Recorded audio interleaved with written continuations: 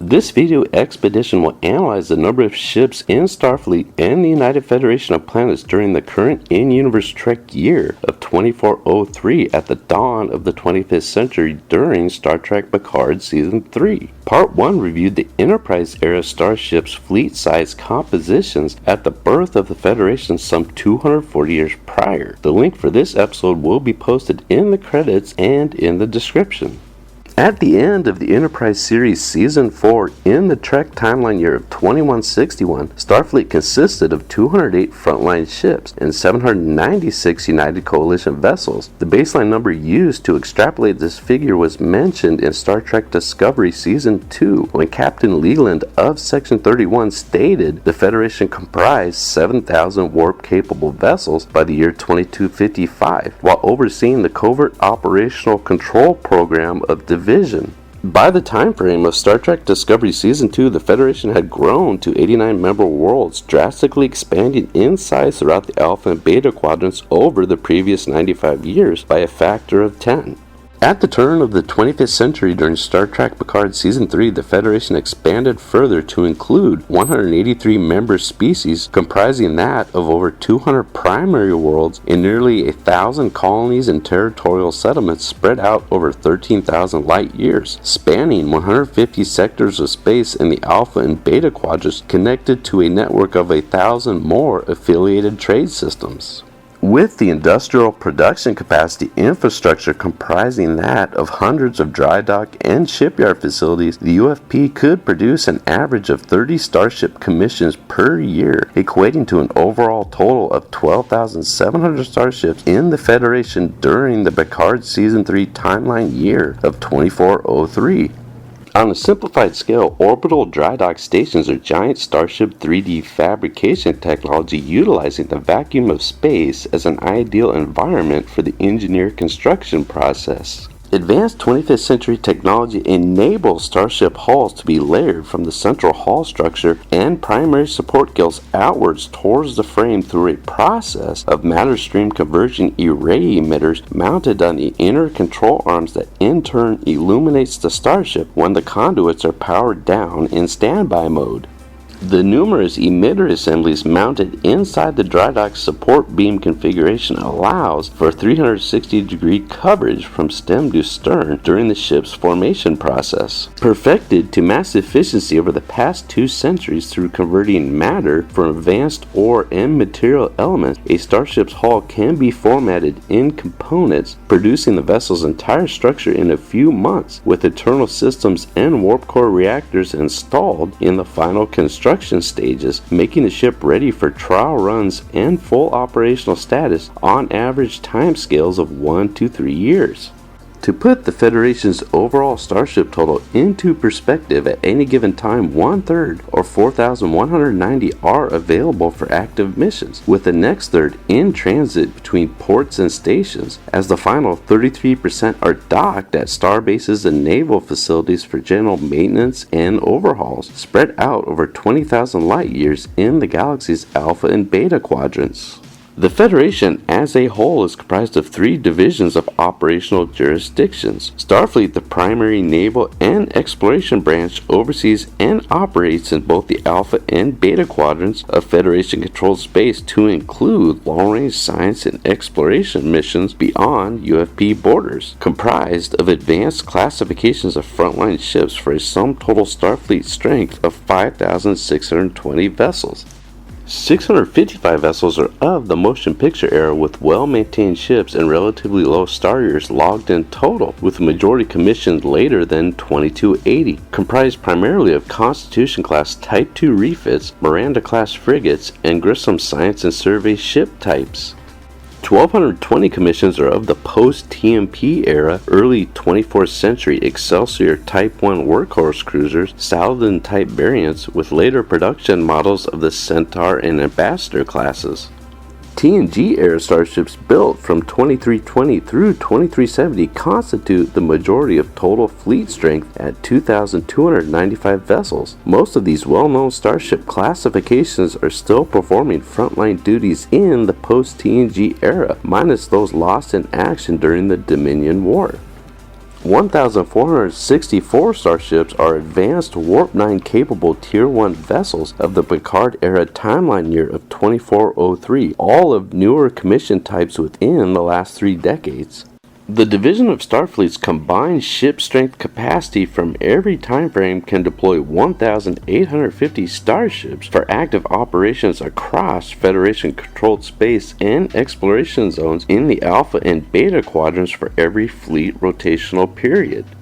The Federation Auxiliary Service Fleet consists of 3,315 warp-capable vessels performing logistical support, research, medical, and humanitarian roles delegated between 8 UFP quadrant zones containing 8 sectors inside each operational area, maintained on average by 136 active support ships. These merchant and service vessel types vary from cargo transports to specialized tender classifications, incorporating retired or repurposed Starfleet vessels brought back into circulation, where less capable warp drives could still be put to practical use within these designated zones of Federation-controlled space. Civilian and independent assets combined with UFP division charters maintain this network of galactic infrastructure supporting starbases, stations, shipyards, and outposts that in turn allows Starfleet to perform the Federation's naval, exploration, and security functions on a larger scale.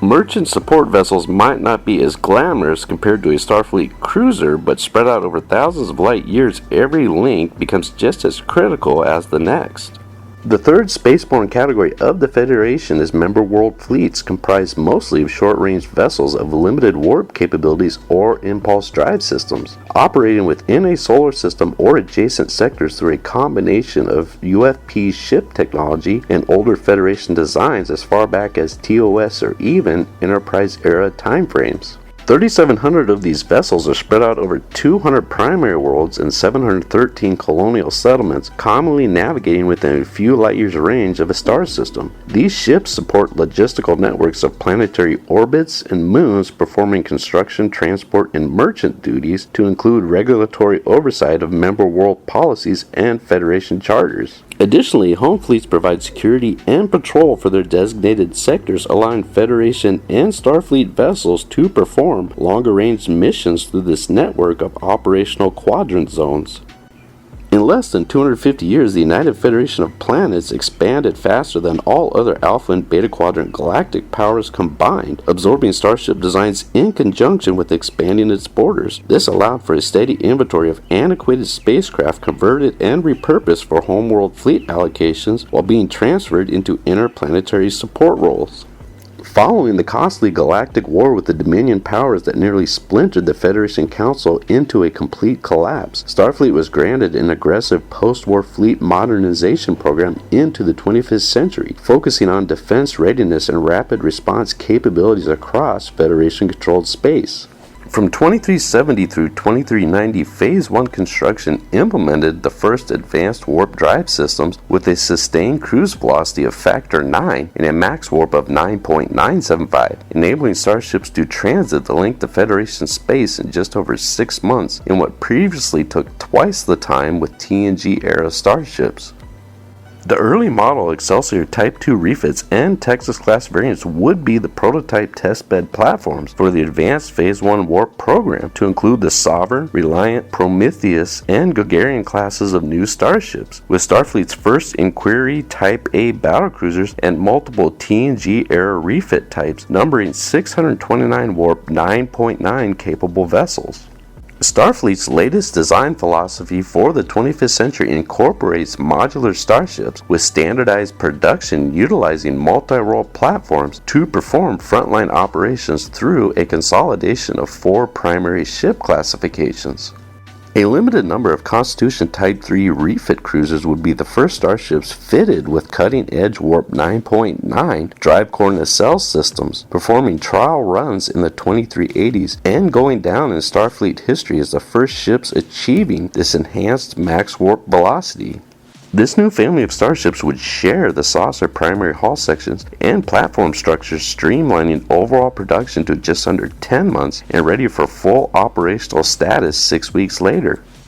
The post-TNG Picard era years 2380 to 2404 appropriated 100 advanced shipyard facilities across the Federation, producing 509 starships, of which 247 were echelon heavy frigates, 93 Sagan-class cruisers, 68 Duderstadt command cruisers, and 85 of the Excelsior Type II refits, all equipped with the Phase II warp drive capacities. Moreover, 12 Odyssey-class exploration dreadnoughts would carry the torch into the Picard era as Starfleet's newest flagships.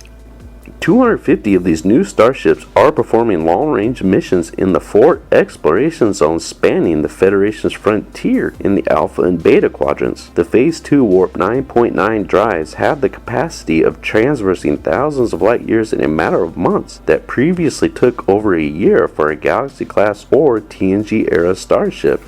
The remaining force of 250 Phase II vessels are allocated between the 8 UFP quadrant zones, performing multi-role missions of science, research, and security duties for each individual starship patrolling Federation space.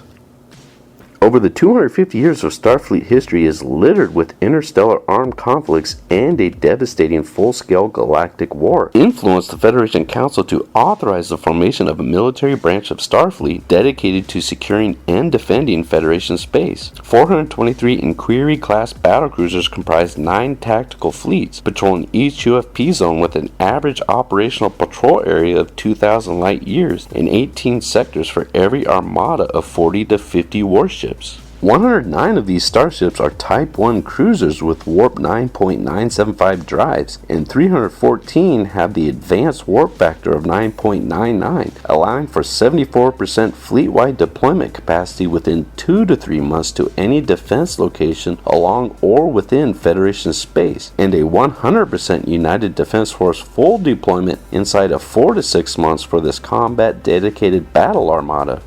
The last decade of the 24th century, the Federation Defense Force added 90 Kaplan F-17 freighters retrofitted into advanced heavy raiders, complementing the battle fleets with a highly maneuverable escort and increasing the flexibility of the rapid response assets, now numbering 513 combat-oriented starships. Additionally, every build, commission, and refit during the fleet upgrade phases were equipped with the latest defense systems for Tier 1 vessels, giving Starfleet a secondary rapid response force of 1,029 assets that can switch over to tactical security operations when the situation is called upon. Planned over the next 50 years, these advanced warp 9.99 capable starships would assume the primary role of frontline vessels, vastly increasing the effectiveness of Starfleet's long-range exploration while providing greater security defense for Federation-controlled space over the thousands of combined light years. This new era of ultra-warp capable starships will open the frontier into the Gamma and Delta quadrants with planned expeditions through the middle of the 25th century.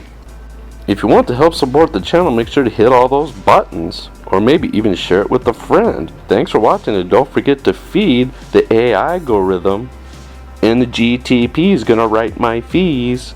The wise old owl stood up and said, "You monster."